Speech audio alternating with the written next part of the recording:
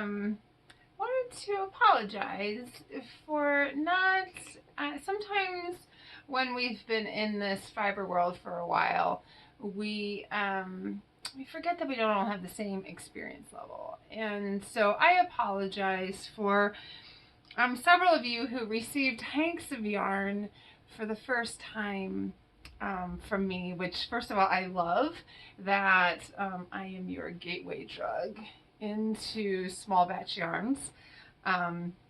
If you buy from indie dyers or lots of other farms and other small producers, most of the time you're going to get your yarn in a hank like this. And then what, right? And I know that a couple of you have tried without my help to work with these, and as we all know, that's made a huge mess. So first of all, one thing is there's always the option that I have a ball winder and Swift here, and I can always make one of these nice little center pull cakes for you. If that's how I can just wind your yarn for you. That's always an option. But you don't want to necessarily wind your yarn into a ball before too far before you're going to use it, because it kind of stretches it out. So you don't have a Swift and a ball winder. So what do you do? So I am going to show you what you do with one of these. I need to grab some scissors here. Okay, so one of the reasons why you are going to find yarn from indie dyers in these hanks is because in like one of those skeins that you'll buy at a craft store, the yarn is too kind of packed in there to be able to do a good even dye job. But when you have a ring like this, you're able to penetrate the fibers better, and so this is generally how you'll get indie dyed yarn, and then we just wind it back up and then put it back into a skein. So the first thing we're going to do, let me back up here for a second. I'm going to wind this back into a skein or into a hank. That's the other problem, is there's all these different words, right? It feels like a little bit of gatekeeping, and so we're going to undo that. Okay, so the first thing you're going to do, you're going to see that there is this little thing, and we're just going to untuck that, and then we're going to unroll it. And usually there's a spot that's tied together, and that's a good place to kind of make sure that you have everything pulled apart, because you don't want to have any of the strands like going the wrong direction, because that'll make it harder to wind it into a ball without a lot of tangle. So you have it like this, right? And so all you really have to do, put a chair up here for us, is the key is that we want to keep this loop, okay? So you can put it over a chair. Sometimes I put it over my knees, or you can put it over your feet. Just anything that is going to keep it in this loop form so that it doesn't tangle up.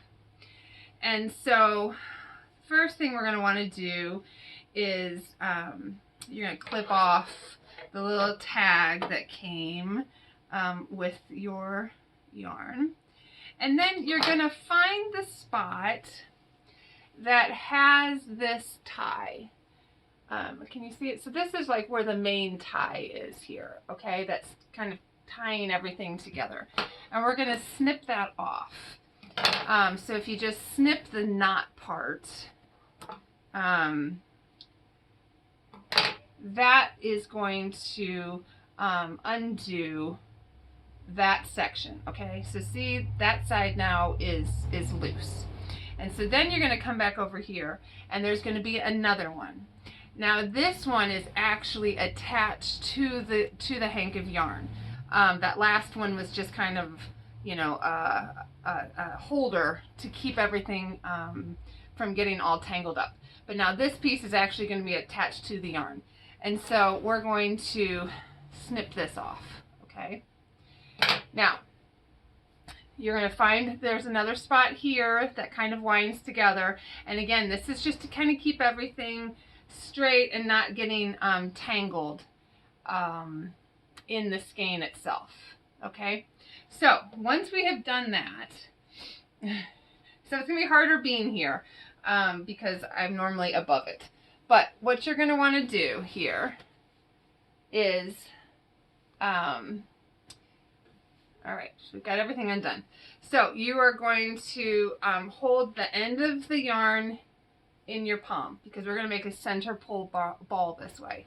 And then what we're going to start doing is just wrapping around our thumb. Not too tight, because we want to be able to pull it off. And so you'll just be kind of going around the chair. Oh, I kind of got tangled here. You're just going to kind of be going around the chair and then winding.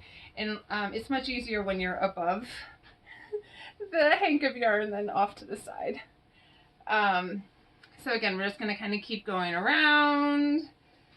And then once you get a pretty good amount on that thumb, and we're going to want to kind of vary the way we're winding. So we wind a little bit this way, and then we wind a little bit this way, right? So we're trying to kind of keep an even winding onto our thumb.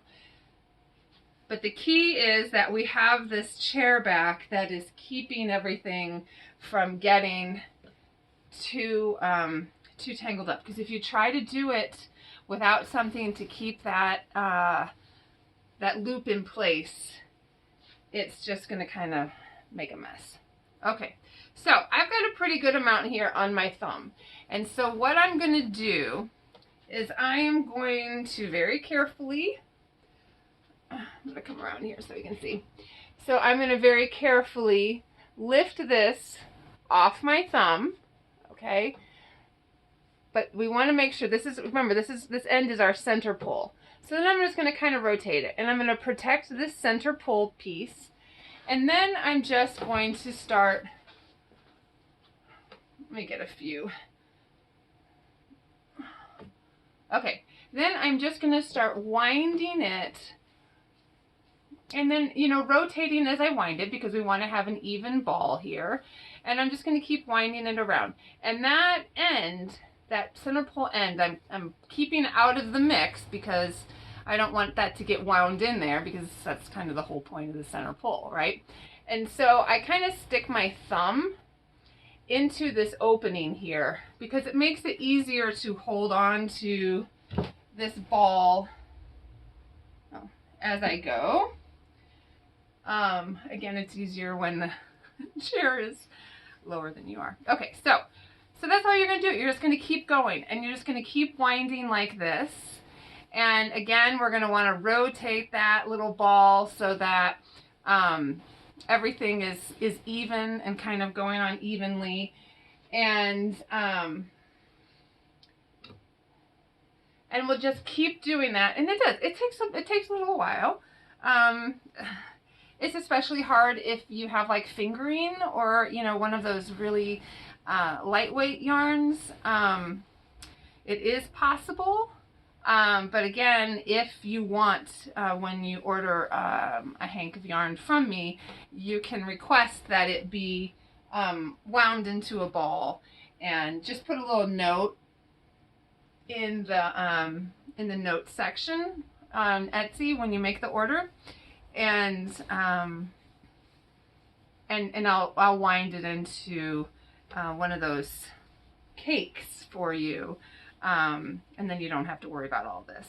So, I'm sure you don't want to watch an entire video of me winding this ball of yarn, but that is what we're going to do. And so then when you get to the end, and then you've got a pretty good sized ball here, you're just going to tuck the end into your ball, and then you'll be able to just have this really nice center pull ball, which I like to use a center pull, because then I can just stick it into a bag and I don't have to worry about it flopping around. So that is how you put a hank, one of those hanks of yarn, into a ball.